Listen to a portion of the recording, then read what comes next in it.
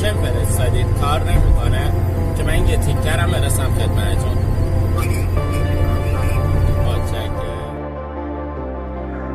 خیلی من علاقه داشتم به فیلم و تئاتر و اینا، تا اینکه تو نیروی هوایی که بودم بچه‌ی عقیدت سیاسی میخواستم فیلم بسازن و تئاتر درست کنن اینا.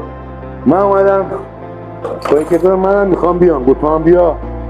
رفتیم تو مسجد و تو قسمت عقیدت سیاسیش رفتیم اونجا صحبت کردیم، گفتم خواهی تئاتر درست بکنیم.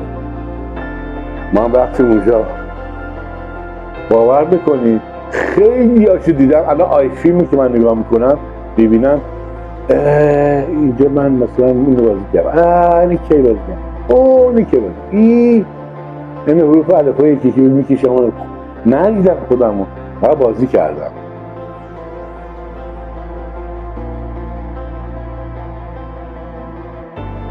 محمود اولمون نمیگیری خدا به خدا مرتضی، من اصلا این خونه به این تنهایی من یه لحظه همش درد داشتم. ای داد الان یکی دو روزی از درد نجات داشتم.